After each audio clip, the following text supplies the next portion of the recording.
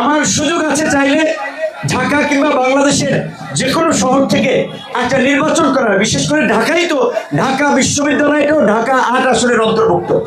অনেকেই বলেছে এইখানে ঢাকা বিশ্ববিদ্যালয় এবং মেডিকেল কর্মকর্তা কর্মচারী মিলে ১৬,০০০ ভোট রিজার্ভ।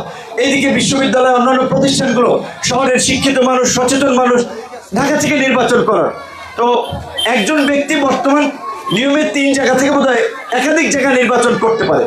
তো আমরা বলেছি যে একাধিক জায়গায় নির্বাচন করতে চাই না, একাধিক জায়গায় যদি করিও, ঢাকাতে একটা যদি করিও, কিন্তু আমার প্রথম প্রায়োরিটি নিজের জন্মভূমি, নিজের জন্মস্থান, নিজের এলাকা। এই যে গলাচিপা থেকে আসলাম বদনাতলিতে, রাস্তাটার যে বেহাল অবস্থা, বয়স্ক মানুষ, ইয়ং মানুষ সবারই মাজা কোমরের অবস্থা খারাপ এই রাস্তা দিয়ে চলাফেরা। দেখেন একটা এমপিও ছিল, সেও এই রাস্তা দিয়ে আসতো, তার কি মনে হইতো না এই রাস্তা দিয়ে তো মানুষ চলে, রাস্তাটা একটু ভালোভাবে করি, মানুষ দোয়া করবে, উপকার করবে, কিন্তু এই রাস্তাঘাটগুলো এইভাবে করে নাই। যাই হোক, এই অন্তর্বর্তীকালীন সরকারের আমাদের কিছুটা অবস্থান আছে যারা কথা বললে শোনে। বিএনপি, জামাত, বিভিন্ন রাজনৈতিক দল সকলে এই সরকারকে সমর্থন করে বিধায় তারা সরকারে আছে। তো এই সরকারের মাধ্যমেও যতটুকু কাজ করতে পারি অল্প সময়ে, নির্বাচিত সরকার ছাড়া বড় বাজেটের কাজ করে না, অনির্বাচিত সরকার অর্থনৈতিক কিংবা নানা ধরনের সংকটে থাকে, তারা বেশি দূর আগায়ও না, যেহেতু আর ৬-৭ মাস পরে নির্বাচন। নির্বাচিত সরকার না আসলে এই সমস্যাগুলোর সমাধান হবে না। আশা করি এলাকার মানুষ আপনারা যদি সমর্থন করেন, এবং যেহেতু এই যে বললাম শহরের সব কিছু বাদ দিয়ে যেহেতু এই গ্রামে ছুটে এসেছি, আপনারাও যদি আমার পাশে থাকেন, ইনশাল্লাহ এই এলাকায় একটা দৃষ্টান্ত রাখতে চাই। যেহেতু আমাদের দেশে বিদেশে পরিচিতি আছে, সেটাকে কাজে লাগিয়ে এলাকার মানুষের ছোটখাটো উন্নয়ন থেকে বৃহৎ উন্নয়ন যতটুকু করতে পারি করব। দল মত নির্বিশেষে আপনাদেরকে অনুরোধ রাখবো যে এলাকার ছেলে হিসেবে অন্তত রাজনীতি সংগঠন করেন, কিন্তু আমি যেন আপনাদের সমর্থন এবং সহযোগিতা চাই। আমি কাউকে দল দিয়ে মত দিয়ে বিচার করি না, যাচাই করি না, আর অন্তত এলাকার জায়গা থেকে আমি করবো না। সর্বশেষ ইফতারের পূর্বে দোয়া কবুলের সময় দুইজন ইমাম সাহেব আছেন, তারা দোয়া করবে।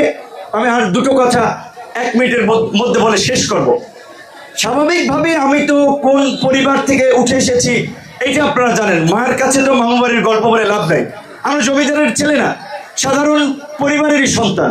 কাজে সাধারণ মানুষের এই দুঃখ দুর্দশা আমরা বুঝি। আমার আত্মীয় স্বজনও স্বাভাবিক।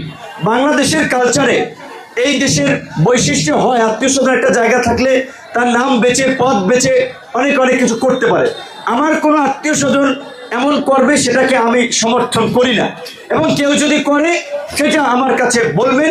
কিংবা আমাদের এখানে আত্মীয় স্বজন না হয়েও এই সময় জুয়েল ভাই, কামাল খলিফা, এই যে এই আপনার যারা এই চরকাজল চর বিশেষ অনেকে তো আমার রাজনৈতিকভাবে তারা সহযোগিতা করে, সুতরাং তারাও আমার গুরুত্বপূর্ণ দায়িত্বশীল নেতা, তাদেরকেও জানাবেন, সেই বিষয়টা আমরা ব্যবস্থা নেব।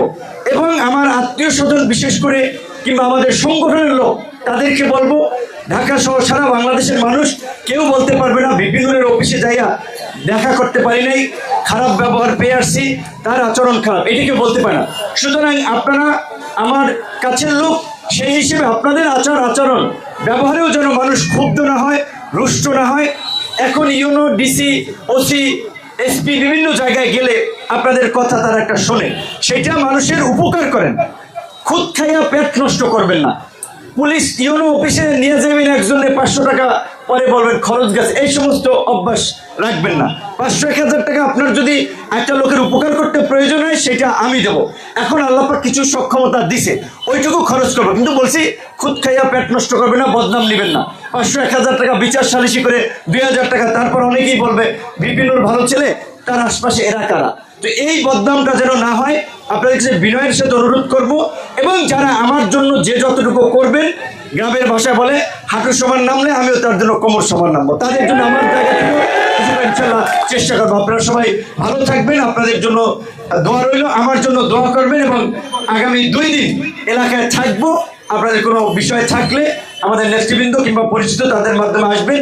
এই মুহূর্তে বোধহয় আমরা সকল দেশ জাতি এলাকার কল্যাণ কামনায় আমরা দোয়া এবং মোনাজাতে চলে যাই। বিশেষ করে আমরা দোয়া করবো এই আন্দোলন সংগ্রামে যারা জীবন দিয়েছে, ত্যাগ স্বীকার করেছে, তাদের জন্য আল্লাহ মাফ করে দেয় এবং তাদের উসিলায় আগামীর বাংলাদেশ এবং এই দেশটা যেন সুন্দর করে গড়ে তোলার আমাদেরকে তৌফিক দান করে। ইমাম সাহেব দোয়া করুন।